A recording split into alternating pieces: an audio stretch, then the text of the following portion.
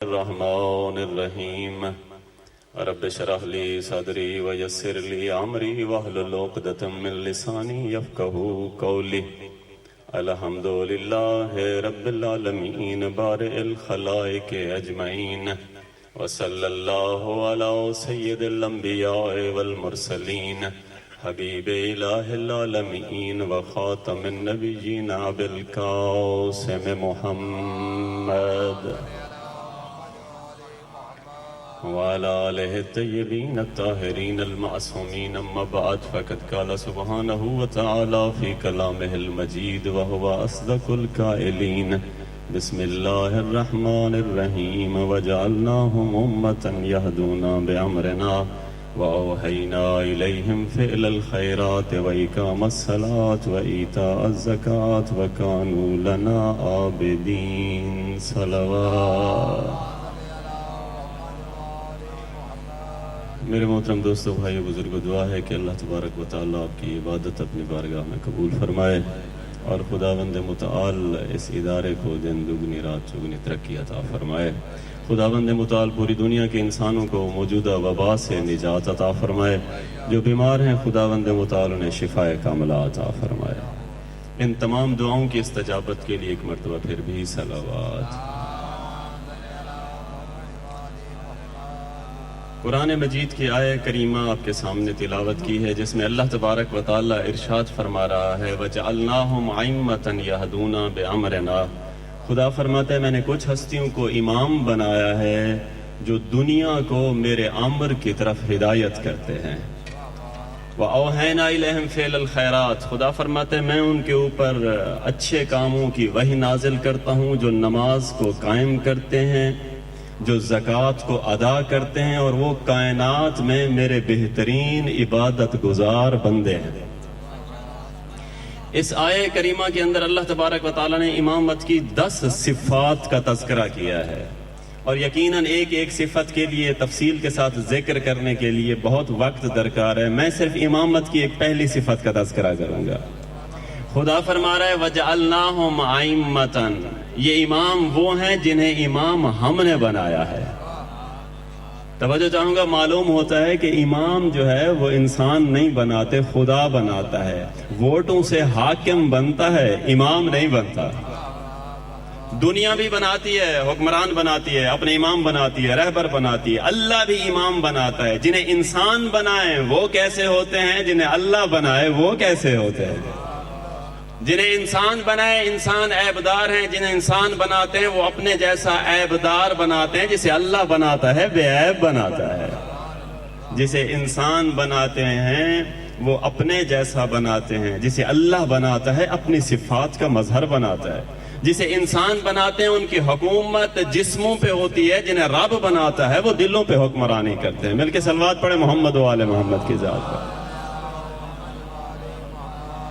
اور یہی جو فرق ہے انسانوں کے بنائے ہوئے اور رب کے بنائے ہوئے میں، جو فرق ہے، سب سے بڑا فرق یہ ہے کہ اگر انسانوں کے بنائے ہوئے کو کوئی نہ مانے تو کافر نہیں ہوتا. توجہ چاہوں گا، اگر انسانوں کے بنائے ہوئے کو کوئی نہ مانے تو کافر نہیں ہوتا. یہ جو حکمران ہیں ووٹوں سے ہم بناتے ہیں. ایک مرتبہ نواز شریف حکمران تھا، عمران خان یہ اسے نہیں مانتا تھا، اس کے خلاف دھرنے دیتا تھا. کسی نے عمران خان کے اوپر کفر کے فتوے نہیں لگائے. اور آج یہ عمران خان کی حکومت ہے، نواز شریف والے اس کے خلاف مظاہرے کرتے ہیں، ان کے خلاف جو ہے نا دھرنے دیتے ہیں. کسی نے ان کے اوپر کفر کے فتوے نہیں لگائے. تو جو انسانوں کے بنائے ہوئے کو نہ مانے وہ کافر نہیں ہوتا. لیکن جو اللہ کے بنائے ہوئے کو نہ مانے، اللہ فرماتا ہے وَإِذْ قَالَ رَبُّكَ لِلْمَلَائِكَةِ اسْجُدُوا لِآدَمَ فَسَجَدُوا إِلَّا إِبْلِيسَ أَبَىٰ وَاسْتَكْبَرَ وَكَانَ مِنَ الْكَافِرِينَ. جب اللہ نے فرمایا سب فرشتوں کو کہ آدم کو سجدہ کرو، آدم کو میں نے بنایا ہے، تو سب نے سجدہ کیا. ابلیس نے انکار کیا. آواز قدرت آتی ہے ابلیس تو کافروں میں سے ہو گیا. معلوم یہ ہوتا ہے کافر وہ نہیں ہوتا جو انسانوں کے بنائے ہوئے کا منکر ہو. کافر وہ ہوتا ہے جو رب کے بنائے کا منکر ہو. اور اللہ تبارک و تعالیٰ نے ان تمام عہدوں کو اپنی طرف نسبت دی ہے. امامت کو، خلافت کو، پیغمبر کی وزارت کو، وصایت کو، ان سب کو اپنی طرف اللہ تبارک و تعالیٰ نے نسبت دی ہے. اور رسول خدا کے بعد جو سلسلہ امامت چلا ہے، رسول خدا پہ رسالت کا دروازہ بند ہو گیا ہے، اب امامت کا دروازہ کھلا ہے، اور یہ پیغمبر خدا نے عملی طور پہ کئی مرتبہ کر کے دکھایا ہے کہ میرے بعد کون سا دروازہ کھلا ہوگا۔ ایک موقع ایسا آیا کہ رسول خدا نے مسجد نبوی کی طرف کھلنے والے سارے دروازے بند کرا دیے سوائے علی کے دروازے کے۔ علی مولا کا دروازہ کھلا ہے، باقی سارے دروازے بند ہیں۔ لوگوں نے آگے اعتراض کیا، کہا یا رسول اللہ، یا تو سب کے بند کر دیتے یا سب کے کھلے رکھتے دروازے، یہ باقیوں کے بند ہیں، علی کا کھلا کیوں ہے؟ رسول خدا نے فرمایا، نہ میں نے اپنی مرضی سے کسی کا دروازہ بند کیا ہے، نہ میں اپنی مرضی سے کھول رہا ہوں، یہ اللہ کی مرضی ہے۔ گویا علی کا دروازہ کھلا چھوڑ کے پیغمبر بتا رہے ہیں میرے بعد جس دروازے پہ آنا ہے وہ دروازہ علی کا ہے۔ علی کے دروازے سے تمہیں ہدایت ملے گی، علی کے دروازے پہ آئے گی۔ اور یہ علی سے مراد تمام ائمہ اطہار، 12 ائمہ جتنے بھی امام ہیں، ہمارا یہ عقیدہ ہے، معروف حدیث ہے، رسول خدا کی حدیث ہے کہ اولنا محمد، آخرنا محمد، اوسطنا محمد، کلنا، سارے کے سارے محمد ہیں۔ اس سے کیا مراد ہے؟ اس سے مراد یہ ہے کہ جو صفات ایک کامل انسان کی کسی کے اندر ہونی چاہیے وہ ہم سب کے اندر ہیں۔ صفات تمام ائمہ اطہار کے اندر وہ صفات موجود ہیں جو ایک امام کے اندر ہونی چاہیے۔ تمام ائمہ اطہار علیہ السلام خدا کی صفات کا مظہر ہیں، سارے شجاع ہیں، سارے سخی ہیں، سارے لجپال ہیں، یہ سارے صفات ان کے اندر ہیں۔ لیکن بعض اوقات ایسا ہوتا ہے کسی کا نام کاظم ہے، کسی کا نام باقر ہے، کوئی زین العابدین ہے، اس کی وجہ کیا ہے؟ توجہ چاہوں گا۔ اس کی وجہ کیا ہے کہ نام کیوں اس طرح بن گئے ہیں؟ بعض صفات مخصوص ہو گئی ہیں ایک امام کے ساتھ۔ تو میں عرض کرتا رہتا ہوں کہ ہیں سارے کے سارے محمد، ہیں سارے کے سارے صفات کمال الہیہ کا مظہر۔ یہ اور بات ہے، جس زمانے میں جس صفت کے ابھرنے کا موقع ملتا گیا نام بنتے گئے۔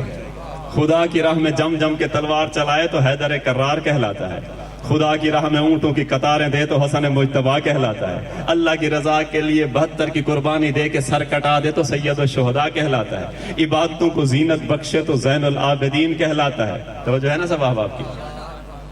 علم کے ایک ایک باب سے ہزار باب کھولے تو باقر العلم الاولین والآخرین کہلاتا ہے، صداقتوں کی معراج پہ پہنچے تو جعفر صادق کہلاتا ہے، خدا کی راہ میں قید و بند کی صعوبتیں برداشت کرے تو موسیٰ کاظم کہلاتا ہے، اللہ کی رضاؤں کا مالک بنے تو علی رضا کہلاتا ہے، تقوی کی بلندیوں پہ قدم رکھے تو محمد تقی کہلاتا ہے، پاکیزگیوں کی انتہا کو چھوئے تو علی نقی کہلاتا ہے، فرشتے جس کا لشکر بنے وہ حسن عسکری کہلاتا ہے، پوری دنیا پہ توحید کا پرچم لہرانے والا مہدی برحق کہلاتا ہے۔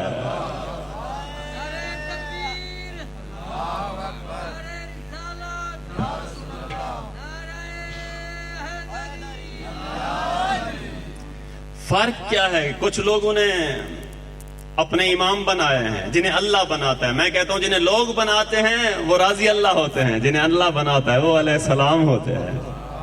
ایک مرتبہ بحث چھڑی تھی، پنجاب اسمبلی نے ایک بل پاس کیا تھا، پھر وہ پشیمان ہوئے، اس کے بعد کہا کہ یہ تو غلط بات ہے کہ علیہ السلام کون ہوتا ہے اور راضی اللہ کون ہوتا ہے۔ میں فرق بتا دوں راضی اللہ اور علیہ السلام کا۔ راضی اللہ بھی اچھے ہیں جن پہ اللہ راضی ہو جائے، لیکن فرق ہے، جو درود پڑھے وہ راضی اللہ ہیں، جن پہ درود پڑھا جائے وہ علیہ السلام ہوتے ہیں۔ جو پیغمبر خدا کو اپنے کندھوں پہ سوار کریں وہ راضی اللہ ہیں، جو دوش مصطفیٰ کی سواری کریں وہ علیہ السلام ہوتے ہیں۔ جو پیغمبر خدا کے دروازے پہ آ کے سلام کریں وہ راضی اللہ ہوتے ہیں۔ پیغمبر خدا جن کے دروازے پہ دن میں 5 مرتبہ آ کے کہے السلام علیکم یا اہل بیت النبوہ وہ علیہ السلام ہوتے ہیں۔ جو جنت کی ٹکٹیں لینے کے لیے لائن میں لگے ہوں وہ راضی اللہ ہوتے ہیں، جو جنت کی ٹکٹیں بانٹ رہے ہوں وہ علیہ السلام ہوتے ہیں۔ جو گناہوں کو چھوڑ کے پاکیزہ بن جائیں وہ راضی اللہ ہوتے ہیں، جن کی پاکیزگی کی سند اللہ قرآن میں لکھ دے وہ علیہ السلام ہوتے ہیں۔ جو چادر کے باہر رہ جائیں وہ راضی اللہ ہیں، جو چادر کے اندر آ جائیں وہ علیہ السلام ہوتے ہیں۔ مل کے صلوات پڑھ دے محمد و آل محمد کی ذات پہ۔ امام کون ہوتا ہے؟ میں کہتا ہوں کہ امام وہ ہوتا ہے کہ جو قرآن کی تلاوت کے لیے قرآن کے نزول کا محتاج نہیں ہوتا۔ دیکھیں ہم محتاج ہیں نا کہ قرآن نازل ہوا تو اس کے بعد ہم قرآن کی تلاوت کرتے ہیں، لیکن امام محتاج نہیں ہوتا کہ قرآن نازل ہو اور اس کی تلاوت کرے۔ واقعہ آپ کے سامنے رجب کا مہینہ، ایک جملہ عرض کر دوں مولا کی شان کا۔ رسول خدا نے ایک جملہ کہا ہے کہ حدیث پیغمبر ہے کہ رجب میرے بھائی علی کا مہینہ ہے، شعبان مجھ مصطفیٰ کا مہینہ ہے، رمضان میرے اللہ کا مہینہ ہے۔ رجب علی کا مہینہ، شعبان مصطفیٰ کا مہینہ، رمضان اللہ کا مہینہ۔ میں کہتا ہوں مہینوں کی ترتیب بتاتی ہے، اگر مصطفیٰ تک پہنچنا ہے تو بھی علی کے دروازے پہ آؤ، اگر رب تک پہنچنا ہے تو بھی علی کے دروازے پہ آؤ۔ اسی رجب کے مہینے میں مولا کی آمد ہے جناب۔ امام محتاج نہیں ہوتا قرآن کی تلاوت کے لیے، قرآن کے نزول کا، معصوم محتاج نہیں، تو یہ 14 کے 14۔ اسی لیے تو اللہ تبارک و تعالیٰ قرآن مجید میں ارشاد فرما رہے ہیں، میرا حبیب قرآن کو پڑھنے میں جلدی نہ کیا کر، وحی کو نازل ہونے دیا کر۔ اس کا مطلب ہے یہ نزول وحی کے محتاج نہیں ہوتے۔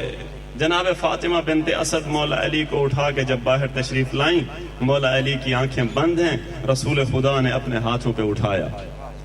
علی نے شمیم نبوت کو محسوس کرتے ہوئے جمال پیغمبر کی زیارت کے لیے اپنی آنکھیں کھول دی۔ اللہ کے نبی نے اپنی زبان علی کے منہ میں دے کے آب وحی سے چمن امامت کی آبیاری شروع کی۔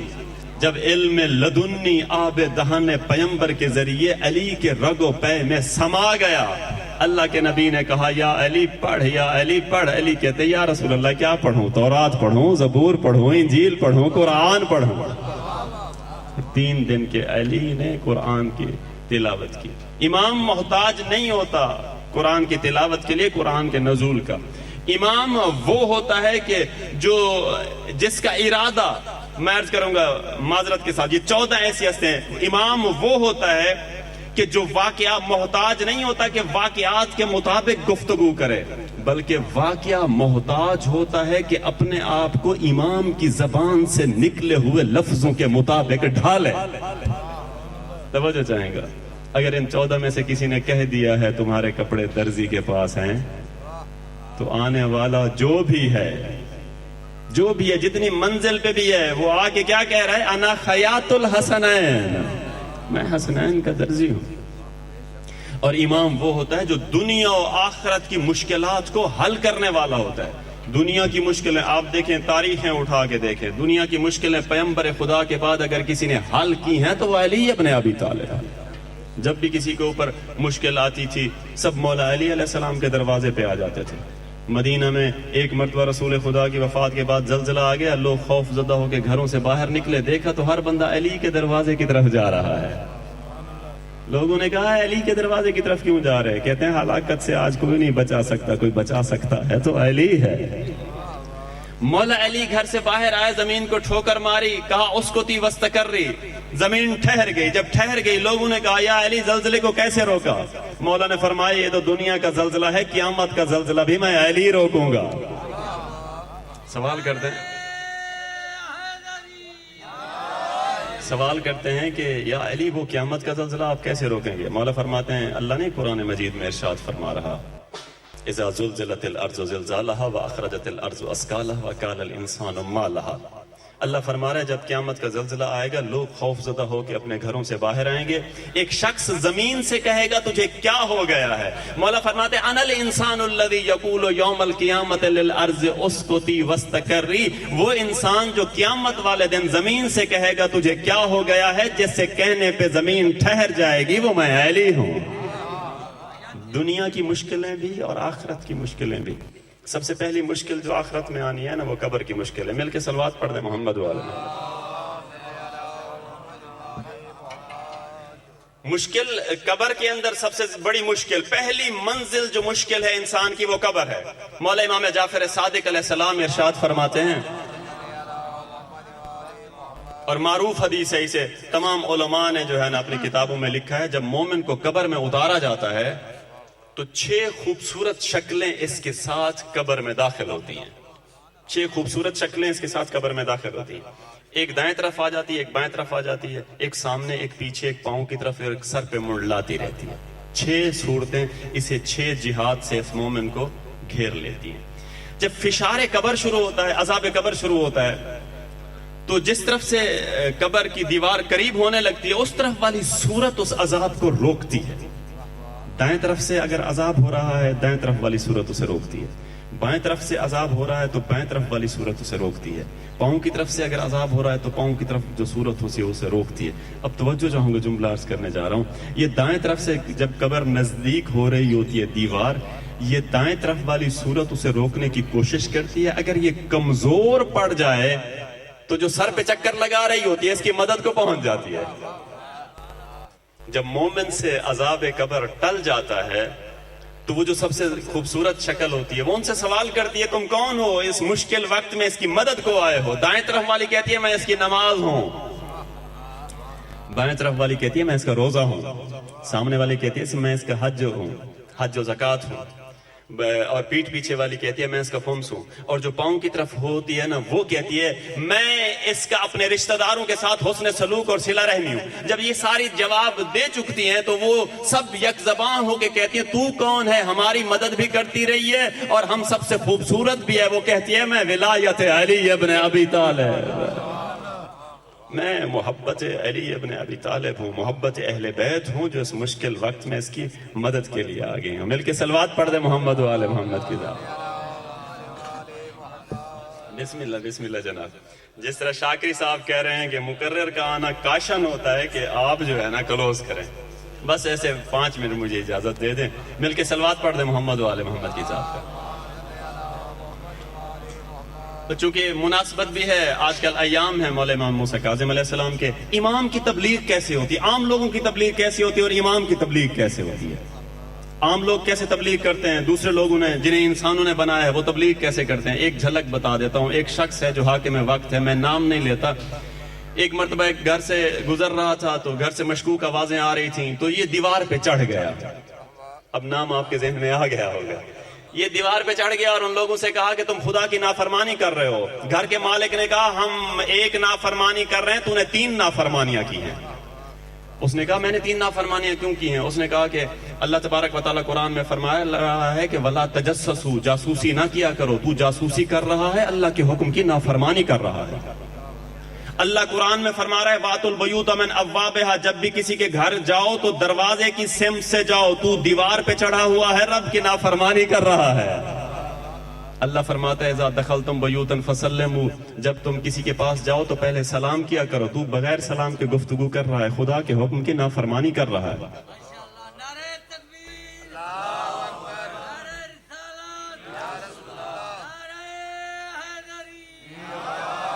یہ ہے ان لوگوں کی جنہیں انسان نے بنایا ہے, جنہیں اللہ بناتا ہے. مولا امام موسیٰ کاظم علیہ السلام گزر رہے ہیں ایک جگہ سے, بغداد کی ایک گلی سے.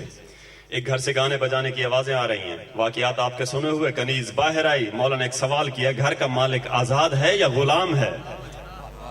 اس نے کہا آزاد ہے. مولا نے فرمایا آزاد ہے تو ایسے کام کر رہا ہے. گھر گئی, مالک کو ساری داستان بتائی. مالک کے ذہن میں بات آ گئی, اس نے جوتی نہیں سنبھالی, دوڑتا ہوا آیا, مولا کے قدموں پہ سر رکھ کے کہتا ہے مولا آج کے بعد میں آزاد نہیں ہوں, میں رب کا غلام بن گیا ہوں.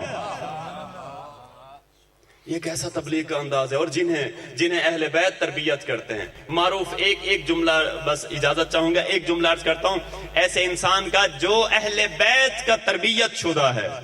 اس کا نام ہے وہب ابن عمر. آپ نے شاید یہ نام پہلے نہیں سنا ہوگا, لیکن اس کا دوسرا نام آپ نے اکثر سنا ہوا ہے. اسے بہلول کہتے ہیں. اصلی نام ہے وہب ابن عمر, اسے بہلول کہتے ہیں. اور یہ بہلول بہت بڑا فقیہ تھا, بہت بڑا عالم تھا, امام صادق علیہ السلام کا شاگرد تھا. اسے ایک مرتبہ ہارون الرشید نے کہا کہ تو جو ہے نا قاضی القضات بن جا, چیف جسٹس بن جا.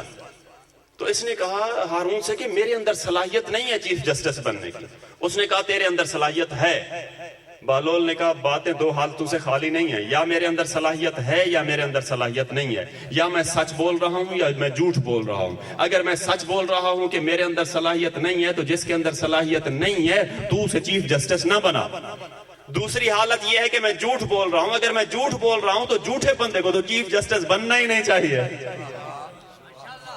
ہارون الرشید نے شراب و کباب کی محفل لگائی ہوئی تھی. اسی دوران بہلول محفل کے اندر داخل ہو گیا. جب بہلول آئے، اچھا جو بندہ برا کام کرتا ہے نا، اس کی یہ عادت ہوتی ہے کہ اپنی برائی کو روکنے کے لیے نا اس کے پاس دلیلیں ہوتی ہیں، شیطان دلیلیں گھڑ گھڑ کے دیتا ہے اسے۔ آپ زندگی میں تجربہ کریں، جب برا کام کرنے لگیں گے 70 توجیہیں جو ہے نا وہ شیطان لا کے، اور مولویوں کے پاس زیادہ ہوتی ہے معذرت کے ساتھ، یہ توجیہیں 70 توجیہیں گھڑ گھڑ کے جو ہے نا جو لاتا ہے شیطان انسان کے پاس۔ ایسی توجیہ کرنے لگا، ہارون نے کہا کہ اے بہلول اگر میں انگور کھا لوں کیا یہ حرام ہے؟ بہلول نے کہا حرام نہیں ہے۔ کہا اگر میں انگور کھا کے دھوپ میں بیٹھ جاؤں یہ حرام ہے؟ کہا یہ بھی حرام نہیں ہے۔ نہیں، پانی پی کے انگور کھانے کے بعد پانی پی لوں یہ حرام ہے؟ بہلول نے کہا حرام نہیں ہے۔ کہا پانی پی کے انگور کھا کے میں دھوپ میں بیٹھ جاؤں کیا یہ حرام ہے؟ بہلول نے کہا یہ بھی حرام نہیں ہے۔ کہتے پھر تم لوگ یہ کیوں کہتے ہو کہ انگور اور پانی ملا کے اگر دھوپ میں رکھا جائے تو کوئی چیز بن جاتی ہے جو حرام ہوتی ہے؟ اب اس نے اپنے ظام میں گمان میں بڑی دلیل بنائی۔ بہلول نے کہا اے ہارون اگر میں تیرے سر کے اوپر مٹی ڈالوں تو تجھے کچھ ہوگا؟ کہا نہیں۔ کہا اگر مٹی کے اوپر تھوڑا سا پانی ڈال دوں کچھ ہوگا؟ کہا کہ نہیں۔ کہا یہی مٹی اور پانی میں کچھ عرصہ دھوپ میں رکھ دوں تیرے سر پہ ماروں کچھ ہوگا؟ کہا ہاں سر تو پھٹ جائے گا۔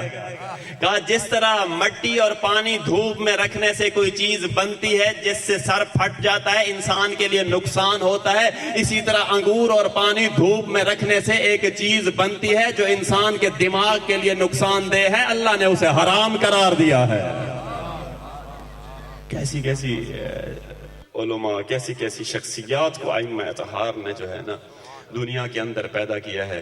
بس میں عرض کروں گا یہ ایام شہادت ہیں اور ہستی کے جس کا نام آتے ہی ذہن میں بغداد کے زندان کا تصور آ جاتا ہے۔ وہ مظلوم امام کے جس کی بیٹیوں نے 28 عیدیں بابا کے بغیر گزاری ہے۔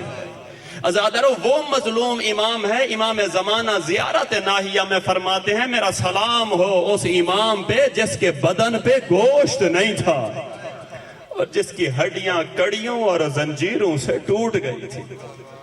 آخری جملہ عزادارو جب اعلان ہوا نا بغداد کے اندر کہ آج ہم موسیٰ کاظم کو آزاد کر دیں گے، بغداد کے شیعہ محبان اہل بیت جمع ہوئے، زندان کے دروازے پہ آئے اور خوش ہوئے کہ آج ہمارے مولا آزاد ہوں گے، ہم مولا کی خدمت کریں گے، ہم جنت کمائیں گے۔ جب سارے لوگ جمع ہوئے زندان کے دروازے پہ، ایک مرتبہ زندان کا دروازہ کھلا، 4 مزدور جنازہ اٹھا کے باہر آئے، ایک شخص آواز دے رہا تھا لوگو ھذا امام الرافضہ۔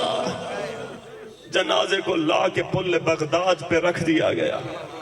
عزادارو شیعہ جمع ہوئے، کہتے ہیں ہم اپنے مولا کا جنازہ اٹھائیں گے، ہم اپنے مولا کی تدفین خود کریں گے۔ سارے مومن جمع ہو کے پل بغداد پہ پہنچے۔ عزادارو درد مندو جو آنکھ اب تک نہیں روئی، ان سب مومنوں نے جنازے کو اٹھایا۔ جب اٹھایا تو دیکھا جنازہ معمول سے زیادہ بھاری ہے۔ جب چادر ہٹائی تو منظر عجیب تھا، ابھی ہاتھوں میں ہتھ گڑیاں، پاؤں میں بیڑیاں تھی۔ جنازہ اٹھا کے چلے، یا مدینہ کی طرف سے ایک گھوڑے سوار ہے اور جو کہتا ہے ٹھہر جاؤ میں رضا آ گیا، میرے بابا کا جنازہ۔ وَسَيَعْلَمُ الَّذِينَ ظَلَمُوا وَأَيَّامٌ